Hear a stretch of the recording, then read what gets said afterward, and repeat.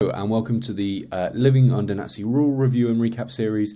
This is going to be a series of videos covering the key content that you guys need to know for the Living Under the Nazi Rule topic as part of the OCR History B Schools History Project exam board. Just like for the Crime and Punishment and the Elizabeth series, this is just going to be a brief introduction to the key content that you need to know. It's a good starting point and a springboard for you guys to go away and do some extra revision off the back of, okay? We're going to be looking at the 5 main themes in the Living Under Nazi Rule topic. You can see them in the grey bar along the top. And we're going to be starting off, obviously, right at the start, which is the establishment of the dictatorship, which is all about how Hitler and the Nazis gained control of Germany in 1933 and what they do to cement their position in power. Now, to start off with, we need to understand the Nazi ideology. And by ideology, I mean, what do they believe in? What are their ideas? And how do these ideas influence their decisions? Because throughout this entire topic, you will see parts of their ideology become very apparent in different actions that they do. So it's really important that you guys know what these mean. The first part of the Nazi ideology, then, is all about ignoring the Treaty of Versailles. The Treaty of Versailles was signed in 1920 at the end of World War I by the sort of victorious nations in World War I, and it infamously left Germany out of the negotiations. Germany is humiliated because of the Treaty of Versailles. They are blamed entirely for World War I with the war guilt clause. They are placed under severe restrictions in terms of their army, and they are left humiliated by the reparations that they are forced to pay to the other victorious nations, which causes all kinds of financial problems for Germany. So the Nazis strongly believe in ignoring this, and Hitler does ignore it and begins to rearm in the 1930s, and the other European nations are kind of powerless to stop them doing this.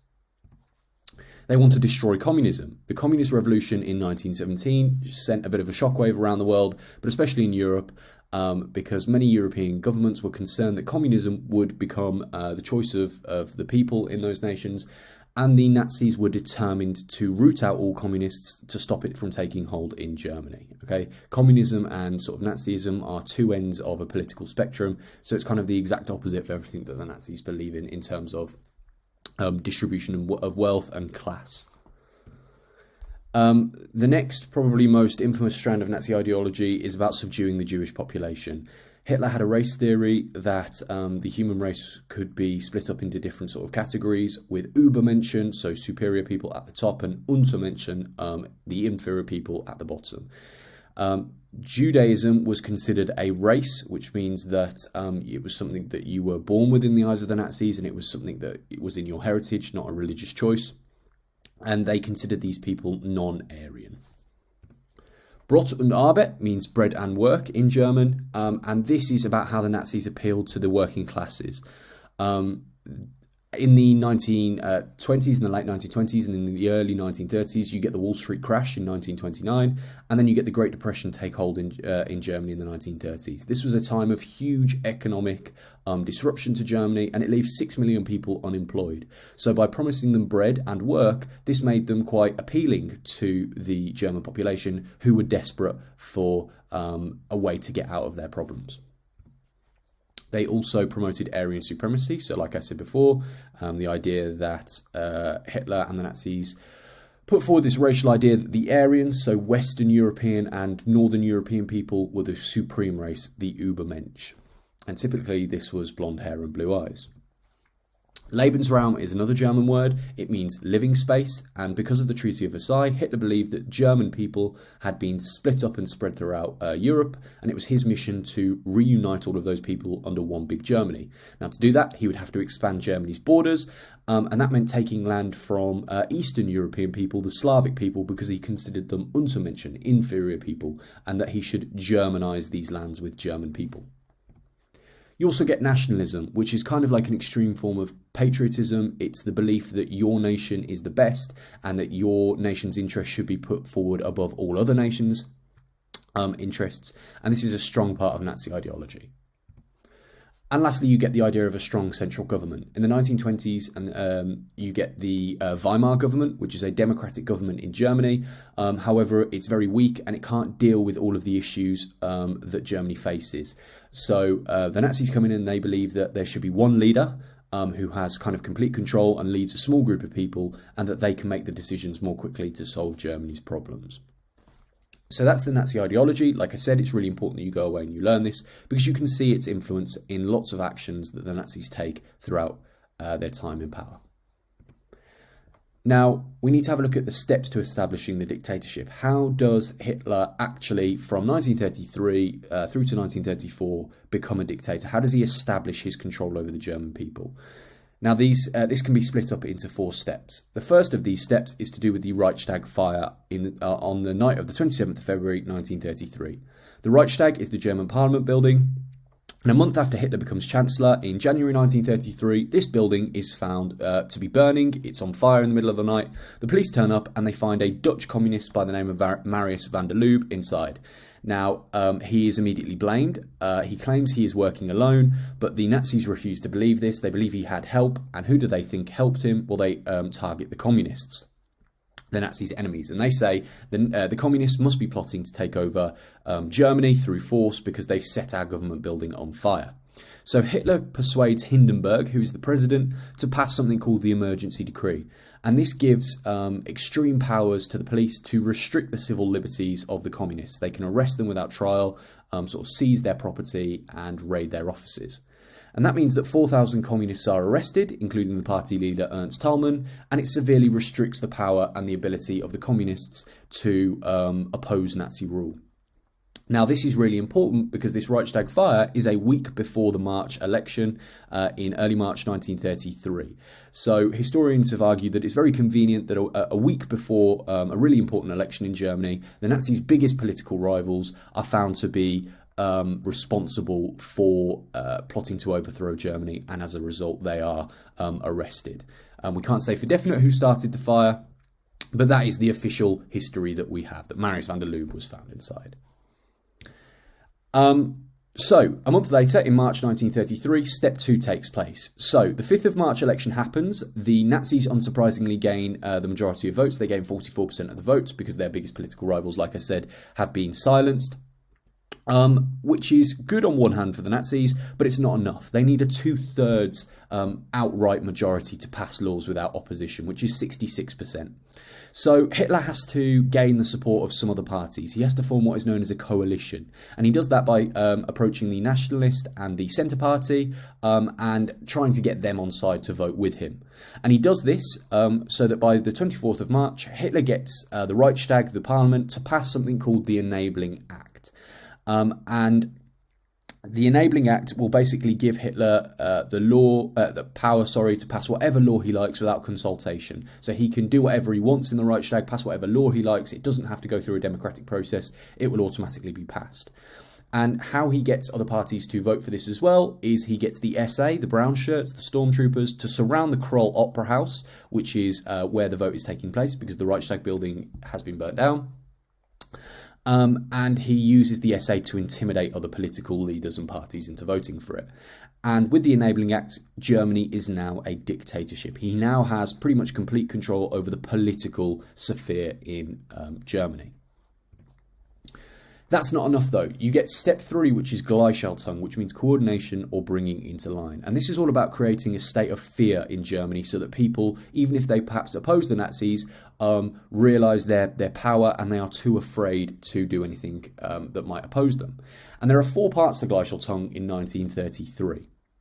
The first is the Civil Service Act, which is where non-Aryan people and political opponents are removed from civil service jobs, for example, judges, teachers, lawyers, things like that. And that's because those are influential positions in society. So they're trying to remove people that the Nazis do not like from those positions of influence within society. You also get the beginning of the official encouragement of anti-Semitism. The Nazis have always been anti-Semitic, but you get the official encouragement of this with the April the 1st business boycott of Jewish shops, where the Nazis encourage people to not shop at Jewish shops. And they get stormtroopers, brown shirts, to stand outside of these shops, paint a Star of David on it and stop people going in. And it's all about removing the financial stability of the Jewish population in Germany to encourage them to emigrate. You also get the book burning, for example, at Munich University in early 1933. Joseph Goebbels, the propaganda minister, encourages people to burn un-German books that have been perhaps written by Jewish authors or political opponents or by non-Aryan people, or perhaps that suggest ideas that the Nazis do not support. And this is a very symbolic act because it shows the German people that these ideas will not be tolerated in German society.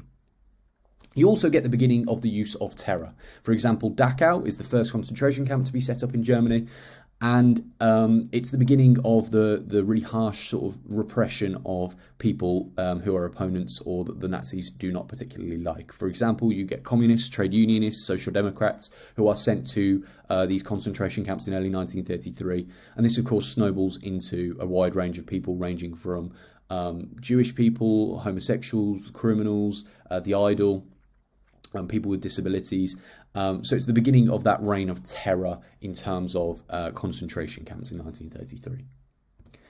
Step 4 then is about removing all forms of opposition that is left. So that starts with the trade unions. Trade unions are there to protect workers' rights, but that creates a problem for Hitler and the Nazis because it means that the people still have significant power because they could organise strikes and not go into work, which would hamper the German ability to prepare itself to take on Europe. So Hitler and the Nazis ban trade unions, they arrest their leaders and they close them down, and they replace it with something called the DAF, which is the Deutsche Arbeitsfront, the German Labour Front, as a way of controlling workers. They also round up and arrest Social Democrats, which is the biggest political party that's left now that the communists have been nullified. In sort of May and June 1933, they round them up and arrest them. And by July 1933, other political parties have gone into hiding. They've dissolved because they're scared of the Nazis' power. And they've seen what's happened to other political parties. And in July 1933, the Nazis pass a law that bans the formation of new political parties. So Germany is now a one-party state with no hope of any other new party popping up to oppose the Nazis. You also get the fact that the Nazis remove threats within the Nazi party to Hitler's rule. So the Night of the Long Knives is in June 1934. Okay, it's really important that you realise this is in 1934. And the Night of the Long Knives is a very infamous show of Hitler's power. So what's it about? Well, the SA, the group that we mentioned earlier, the brown shirts, have been instrumental to Hitler in establishing his dictatorship. He used them to basically rough up political enemies and to intimidate the people of Germany. But by 1934, they've become a bit of a thorn in his side. They're very powerful. They've got 3 million members. Their leader, Ernst Röhm, is a homosexual, which embarrasses Hitler from a political standpoint. And he's also quoted as calling Hitler a ridiculous corporal because Ernst Röhm wants to take over the military. Hitler's a bit worried about his sort of thuggish approach and doesn't want this. And you also get a Berlin mutiny where a branch of the SA in Berlin refused to follow Hitler and the Nazi leaders' orders. So the SA have become a problem and Hitler has to deal with them. So what does he do? Well, he orders the SS to create some documents that show that the SA are basically a threat to the Nazis, and they order the SA leaders to meet at a hotel where the SS turns up along with Hitler and they arrest the SA leaders, including Ernst Röhm. And whilst they are arresting them, they find them in bed with other men, and the SA are kind of bewildered by this. But 85 of those arrested end up dying in prison. And Hitler also uses this as an opportunity to sort of round up other opponents that he's gathered throughout the last year and also execute them or get rid of them in different ways. So even though we have on record that about 85 die, the number is probably more like 400. And that's including Röhm, who is encouraged to commit suicide. He doesn't, so he is killed in his cell by an SS officer. What are the outcomes of this? Well, Hitler uses this event to restructure the SA to ensure that they are loyal in the future. He reduces their numbers to about 500,000 and implements new leadership. And it also shows that the SS is now going to be the main group that Hitler uses to purges. That elite Aryan sort of soldier group are going to be the ones that root out the enemies of the Nazis. The army are also now on Hitler's side because he saved them from being taken over by the SA. And it also shows that Hitler is more than willing to use extreme violence against those that he deems enemies.